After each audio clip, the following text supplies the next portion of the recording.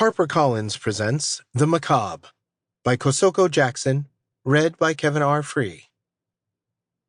For Sydney, the House of Shadows, and, of course, Cat. Thank you for inspiring my turning. Prologue. The Guardian did it better. Lewis Dixon didn't know how long he had been staring at the newspaper in his hand. Long enough that the words didn't read like actual words, just a mixture of black smudges on the paper. Long enough for the antiseptic smell of the hospital waiting area to turn his nostrils numb. He looked up, following the voice to its owner. He drank in her visage, bathing in the starkness of her blonde, short-cut hair. The tall, lanky frame and the high cheekbones and warm, bright blue eyes burned into his mind. He would remember her. As a painter, he enjoyed people. They were always his favorite thing to immortalize within his art. It was ironic, really, because he found himself born a few centuries too late to capitalize on that skill. No one in the 21st century was paying for elegantly done portraits. And yet, if he had found a way to cut in line before God, Buddha, or whoever had punted him onto Earth, he would have made a killing. Or, at least, probably far more than he made now. He brought his thoughts back to this woman, and a new thought struck him. She's not someone who seems like they should be in this hospital. Too privileged, too perfect in the way she spoke. "The article you're reading," she said, gesturing with the hand that held a coffee cup. "The oligarch and his family found dead in Russia?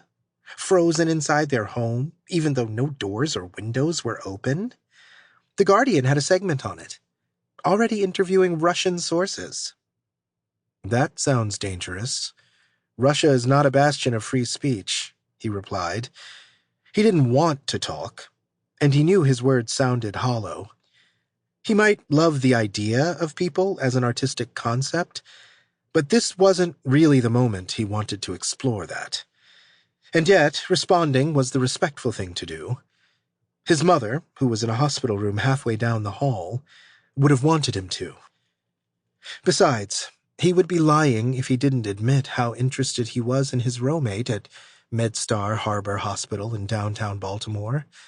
Elegant, refined, the type of person whose consonants were polished round from good breeding and the right type of education the wrong type of money could buy. Those types didn't find their way to Baltimore. Definitely not this part of Baltimore. Washington, D.C., sure, but never Charm City. That, in and of itself, meant there was a story here. And there wasn't an artist alive who didn't love a good story wrapped around a beautiful muse. "Agreed. But isn't journalism supposed to report the truth, no matter the consequences?" "I suppose," he said, sidestepping the earnestness her declaration tried to stab him with. "Who are you here for?" Maybe they could bond over that. The problem was, again, that Lewis didn't particularly want to bond. More, Lewis knew what would happen next. She would tell him, he would sympathize, and then she would ask the same question in return. He would have to explain that his mother had tried to call his father, who hadn't answered because he was on a work trip, because she felt funny.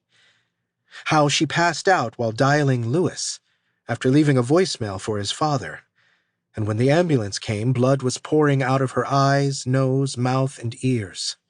An aneurysm, they said. Nothing like they had seen before, but it was the only logical explanation. He would have to tell this stranger the doctors didn't seem confident about that. But the answer the woman gave? That was a surprise. "I'm a donor here," she said. Blood donor? That would explain it. For a relative, of course. She wouldn't be caught dead in some place like this otherwise. She laughed, light, like a flint crackling. "It sometimes feels like blood, but no, money. We had a board meeting in the attached wing, and it ended early." Sample complete. Ready to continue?